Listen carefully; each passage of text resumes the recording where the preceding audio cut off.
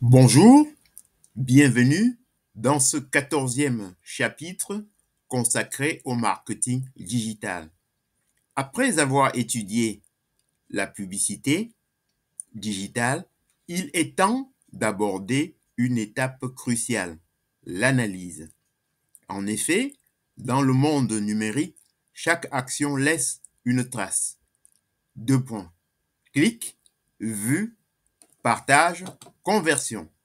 L'analyse consiste à transformer ces données en informations utiles pour comprendre les performances, améliorer les stratégies et prendre les décisions éclairées.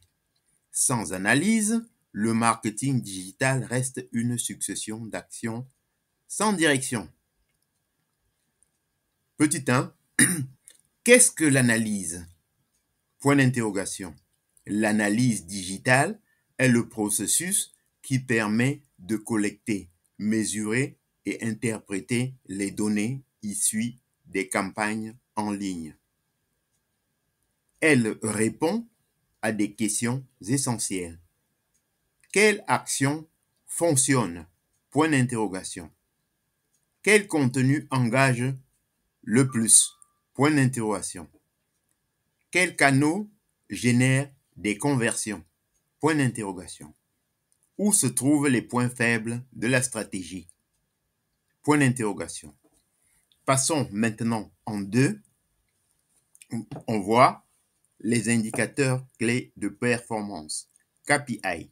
Les KPI sont les repères qui permettent d'évaluer l'efficacité d'une action parmi les plus utilisées. Impression. Nombre de fois où le contenu est affiché. Engagement. Like, commentaire, partage, clic. C'est ça l'engagement. Taux de conversion. Proportion d'utilisateurs qui réalisent l'action attendue. Trafic. Nombre de visiteurs sur un site ou une page. C'est ça le trafic. Taux d'ouverture et de clic emailing. ROI. Retour sur investissement. Rapport entre les gains et les dépenses. Ensuite, nous allons maintenant voir les outils d'analyse. Plusieurs outils permettent de suivre et d'interpréter les données. Google Analytics analyse du trafic et du comportement des visiteurs.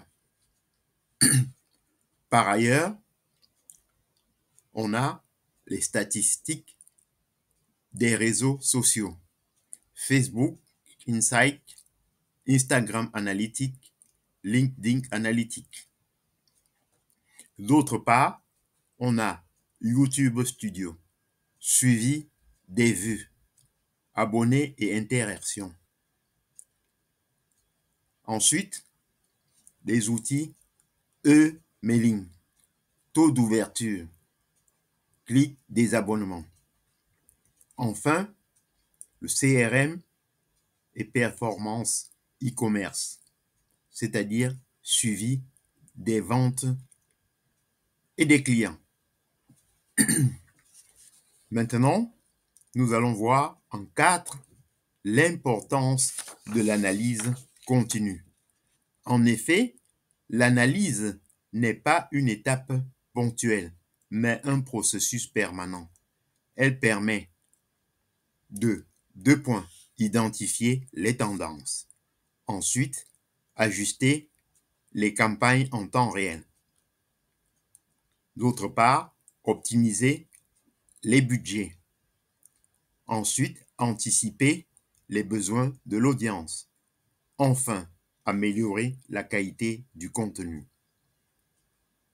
Passons maintenant en 5, les bonnes pratiques de l'analyse. Pour une analyse efficace, il faut, petit a, définir des objectifs clairs avant chaque campagne.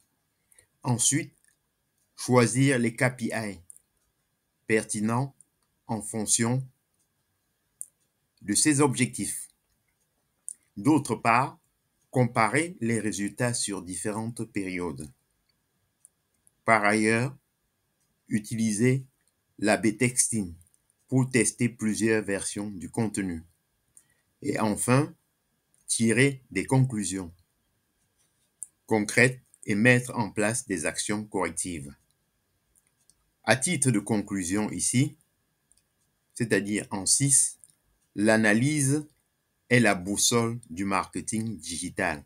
Elle transforme les données en décisions, les chiffres en stratégies et les résultats en opportunités. Sans analyse, il n'y a pas de progression durable. Qu'est-ce qu'il faut retenir? À retenir, ce qui ne se mesure pas ne peut pas s'améliorer. Merci d'avoir suivi ce chapitre.